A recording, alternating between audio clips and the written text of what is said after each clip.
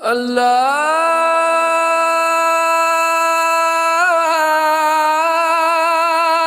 اکبر اللہ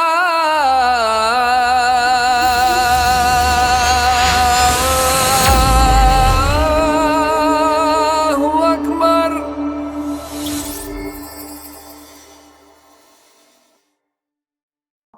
ہم تمہیں ڈرانے اور متنبہ اور متوجہ کرنے کے لیے وقتاً فوقتاً اپنی قدرت کی نشانیاں دکھاتے رہتے ہیں۔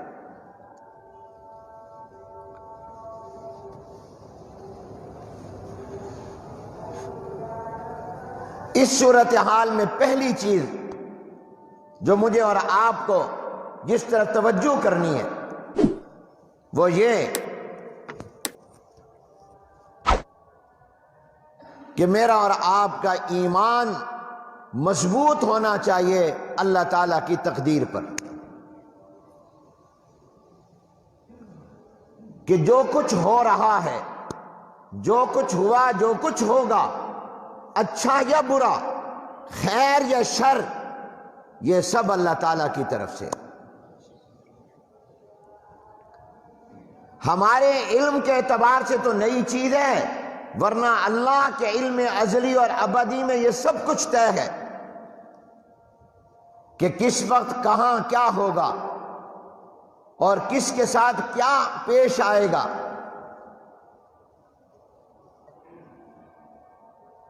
اللہ تعالیٰ کی تقدیر پر ایمان یہ مضبوط ہونا چاہیے۔ زمین و آسمان کو پیدا کرنے سے 50,000 سال پہلے اللہ تبارک و تعالی نے سب کچھ لکھ دیا اور لکھوا دیا تھا کہ کیا ہوگا۔ ابھی زمین و آسمان پیدا نہیں ہوئے، زمین و آسمان کی تخلیق سے 50,000 سال پہلے پروردگار عالم نے طے کر دیا کب، کس وقت، کہاں کیا ہوگا، اپنے علم کے مطابق، کیونکہ اللہ کا علم ازلی اور ابدی ہے۔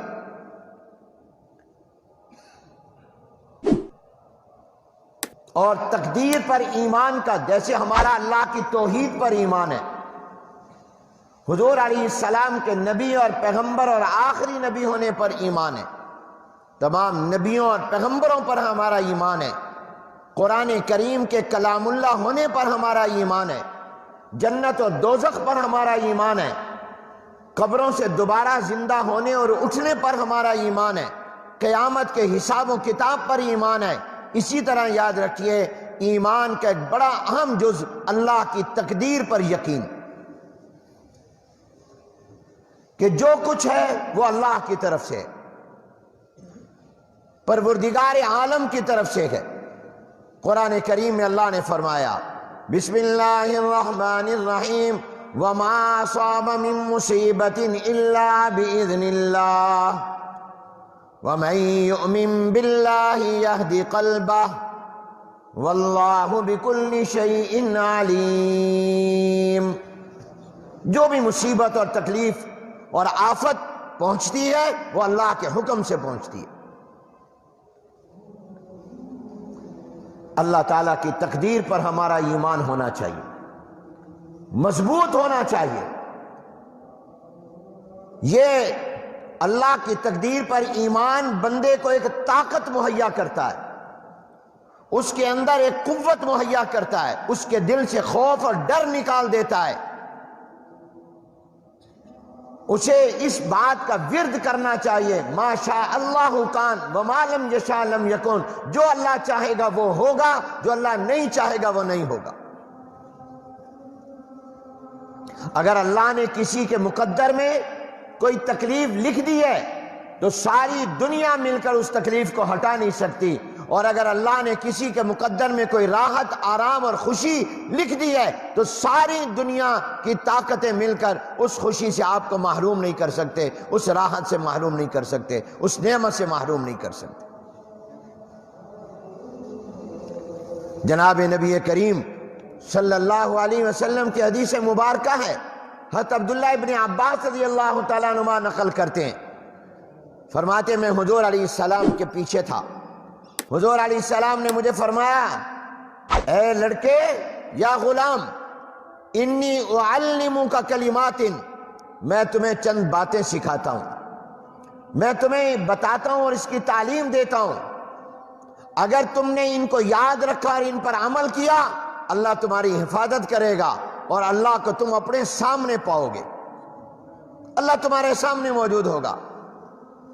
نمبر 1 فرما، اذا سألت فاسأل اللہ، جب بھی مانگو تو کسی اور سے مت مانگو، اللہ سے مانگو، اپنا تعلق اللہ سے مضبوط کرو۔ اذا سألت فاسأل اللہ، جب تو مانگے تو اللہ سے مانگ۔ وَإِذَا اسْتَعَنْتَ فَاسْتَعِنْ بِاللَّهِ، اور جب تمہیں مدد کی ضرورت ہو کسی اور سے مدد مت مانگو، اللہ سے مدد مانگو۔ وَاعْلَمْ أَنَّ الْأُمَّةَ لَوِ اجْتَمَعَتْ عَلَىٰ أَن يَنْفَعُوكَ بِشَيْءٍ لَمْ يَنْفَعُوكَ إِلَّا بِشَيْءٍ قَدْ كَتَبَهُ اللَّهُ لَكَ، اگر پوری کائنات کے لوگ مل کر تمہیں کوئی فائدہ پہنچانا چاہیں تو وہ تمہیں کوئی ایسا فائدہ نہیں پہنچا سکتے جو اللہ نے نہ لکھا ہو، وہی پہنچا سکتے ہیں جو اللہ نے تمہارے مقدر میں لکھا۔ وَإِنِ اجْتَمَعُوا عَلَىٰ أَن يَضُرُّوكَ بِشَيْءٍ لَمْ يَضُرُّوكَ إِلَّا بِشَيْءٍ قَدْ كَتَبَهُ اللَّهُ عَلَيْكَ، اور اگر دنیا کی ساری طاقتیں مل کر تمہیں کوئی نقصان پہنچانا چاہیں تو تمہیں کوئی نقصان نہیں پہنچا سکتے، وہی نقصان پہنچائیں گے جو تمہاری تقدیر میں، جو اللہ نے لکھ دیا تمہاری مقدر۔ رفعت الاقلام، لکھنے کے قلم اٹھا لیے گئے، وجفت الصحف، کاغذات خشک ہو گئے۔ یہ امام ترمذی نے رحمۃ اللہ علیہ نقل کیا اور حسن اور صحیح قرار دیا اس حدیث کو۔ تو ہونا وہی ہے جو اللہ نے لکھا۔ تو پہلی بات ان حالات میں یہ ہے کہ ہمارا اللہ کی تقدیر پر ایمان اور یقین ہونا چاہیے، اور ہمارا یہ جو ایمان ہے اللہ کی تقدیر پر، یہ مضبوط ہونا چاہیے۔ کوئی مجھے نقصان نہیں پہنچا سکتا جب تک میرا اللہ نہیں چاہے گا، اور جو کچھ ہے وہ اللہ کی طرف سے ہے۔ اور تقدیر پر ایمان کا یہ بھی تقاضا ہے کہ ہمارا یہ بھی یقین ہو کہ جو کچھ اللہ نے ہمارے بارے میں لکھا ہے اور فیصلہ کیا ہے، وہ اگر ہمیں اچھا نظر نہیں آ رہا، واقع میں وہ اچھا ہے۔ عسیٰ ان تکرہوا شیئا وہو خیر لکم، وعسیٰ ان تحبوا شیئا وہو شر لکم، واللہ یعلم وانتم لا تعلمون، اللہ جانتا ہے تم نہیں جانتے۔ ہو سکتا ہے ایک چیز کو تم اپنے لیے برا سمجھو، وہ واقع میں تمہارے لیے بہتر ہو، اور تم کسی چیز کو اپنے لیے بہتر سمجھو اور واقع میں وہ تمہارے لیے اچھی نہ ہو۔ تو اللہ تعالیٰ کی میں نے پہلی بات یہ عرض کی کہ ان حالات میں پہلا کام یہ ہے کہ ہماری توجہ اللہ کی طرف یہ ہو کہ ہمارا تقدیر پر ایمان مضبوط ہونا چاہیے، ہمارا یقین اللہ پر ہونا چاہیے، اور یہ ہمارا ایمان ہونا چاہیے کہ جو کچھ ہے وہ اللہ تعالیٰ کی طرف سے ہے، اور تمام اللہ کے کنٹرول میں اور اللہ کی طاقت میں اور اللہ کے قبضے میں۔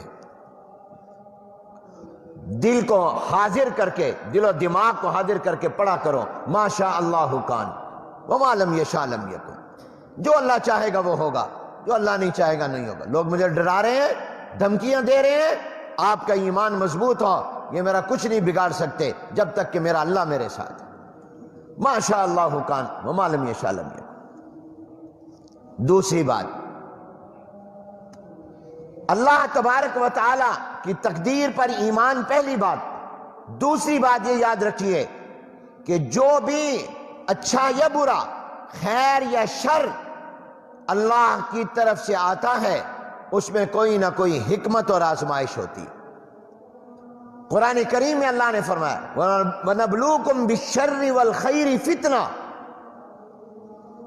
ہم تمہیں خیر میں بھی آزماتے ہیں، شر میں بھی آزماتے ہیں، ہم تمہیں مصیبت میں بھی آزماتے ہیں اور نعمت میں بھی آزماتے ہیں، بیماری دے کر بھی آزماتے ہیں، صحت و تندرستی دے کر بھی آزماتے ہیں، مال و دولت دے کر بھی اللہ آزماتے ہیں، اور مال و دولت نہ دے کر بھی آزماتے ہیں۔ جب اللہ نعمت دے تو اس وقت آزمائش یہ ہے کہ ہماری زبانوں پر شکر ہے یا نہیں، ہم اللہ کا شکر ادا کر رہے ہیں کہ نہیں کر رہے۔ ہم اس کو اپنا کمال سمجھتے ہیں یا اللہ کا فضل سمجھتے ہیں؟ اللہ نے اگر مجھے اور آپ کو صحت و تندرستی دی ہے، اللہ نے اگر اولاد دی ہے، اگر اللہ تبارک و تعالیٰ نے مال و دولت دیا ہے، اگر اللہ تعالیٰ نے راحتیں اور سہولتیں دی ہیں، تو اب ہماری آزمائش یہ ہے کہ ہم اس میں اللہ کو بھول جاتے ہیں، غافل ہو جاتے ہیں، یا ہم اللہ تعالیٰ کا شکر ادا کرتے ہیں۔ اور اگر کسی مصیبت میں مبتلا ہو گئے، اللہ نہ کرے، بیمار ہیں، اولاد نہیں ہے، مال و دولت کی کمی ہے، کوئی بھی تکلیف ہے اور پریشانی ہے، تو پھر اللہ یہ آزماتے ہیں کہ یہ صبر کرتا ہے کہ نہیں کرتا، یہ اس کے اندر اپنی زبان پر کوئی شکوے تو نہیں لے آتا، یہ واویلا تو نہیں کرنے لگ جاتا، یہ جزا اور فضا میں مبتلا تو نہیں ہو جاتا۔ دیکھیے قرآن آپ پڑھتے ہیں، میرے عزیز بچے پڑھتے ہیں، اگرچہ کئی ترجمہ نہیں جانتے، کئی ترجمہ جانتے ہیں، لیکن آپ نے پڑھا ہے حضرت ایوب علیہ السلام اللہ کے نبی اور پیغمبر ہیں، وہ کتنی تکلیف میں اور بیماری میں مبتلا ہوئے، اور کتنا لمبا زمانہ بستر پر پڑے رہے، صاحب فراش رہے، لیکن حضرت ایوب علیہ السلام نے اپنی طویل بیماری کے زمانے میں بھی صبر کیا، اپنی زبان پر حرف شکایت نہیں لائے۔ اور ادب کا تقاضا کیا ہے؟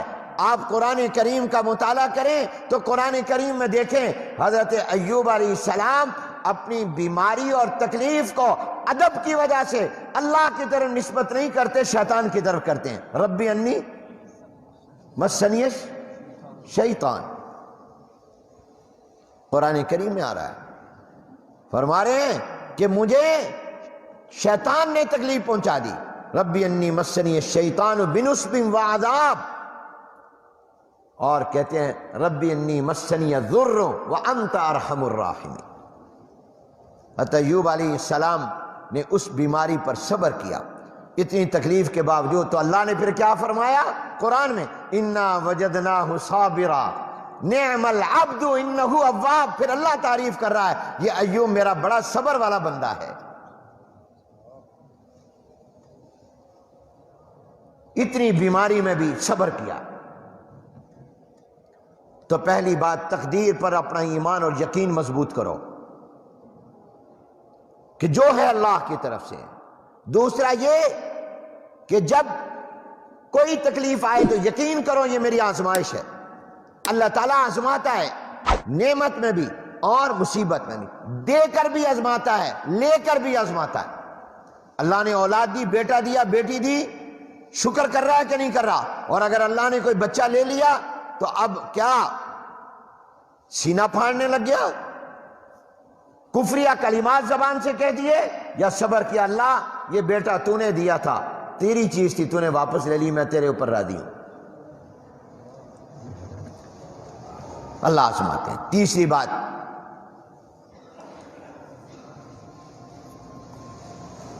کہ جب بھی کوئی بیماری آئے، کوئی تکلیف آئے، کوئی بھی پریشانی آئے، تو اس میں اس بات کی طرف بھی ہمیں غور کرنا چاہیے کہ یہ ہمارے، اس کا سبب کیا ہے؟ سب سے بڑا سبب ہمارے گناہ ہیں۔ ہم ادھر ادھر اسباب تلاش کرتے ہیں، اس کا فلاں سبب ہے، فلاں سبب ہے، سب سے بڑا سبب ہماری بدعمالیاں ہے، سب سے بڑا سبب ہمارے گناہ ہیں۔ ہم نماز نہیں پڑھتے، ہم اذان کو سن کر بھی اپنی دکانوں اور گھروں سے نہیں اٹھتے، ہم حلال اور حرام کا فرق نہیں کرتے، صبح سے شام تک جھوٹ بولتے ہیں، لوگوں کو دھوکہ دیتے ہیں، حقوق اللہ پامال، حقوق العباد پامال کرتے ہیں، ہم گناہوں میں مبتلا ہیں۔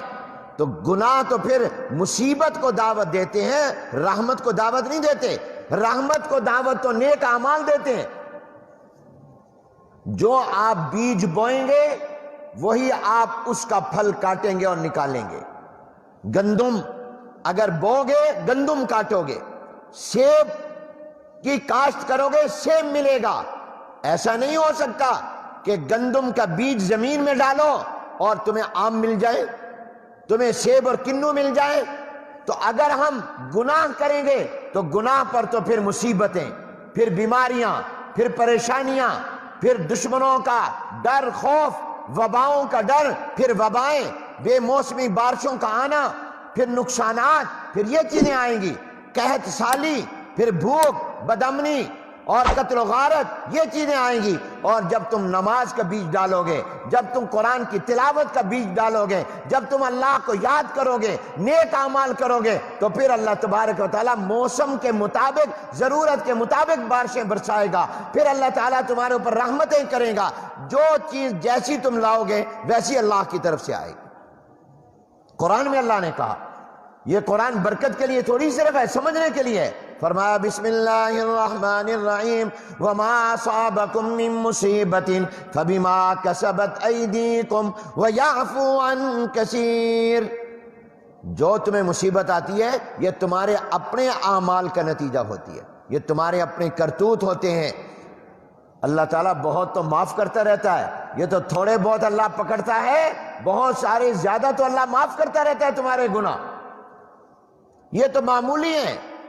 بسم اللہ الرحمن الرحیم ظہر الفساد فی البر والبحر بما کسبت ایدی الناس لیذیقہم بعض الذی عملوا لعلہم یرجعون۔ زمینوں، آسمان، خشکی اور تری میں، بر و بحر میں جو فساد ہے یہ انسانوں کے اعمال کی وجہ سے، یہ ان کے اپنے کاموں کی وجہ سے۔ اور یہ کیوں ہے؟ یہ کبھی فساد، وبا، مصیبت، بیماری کیوں آ رہی ہے؟ لیذیقہم بعض الذی عملوا، ہم تمہارے بہت تھوڑے سے جرموں کی سزا تمہیں دیتے ہیں، اور وہ سزا بھی پوری نہیں، تھوڑی سی دیتے ہیں۔ لیذیقہم بعض الذی عملوا، کیوں؟ لعلہم یرجعون، تاکہ تم اللہ کی طرف متوجہ ہو جاؤ، تم اللہ کی طرف رجوع کرو۔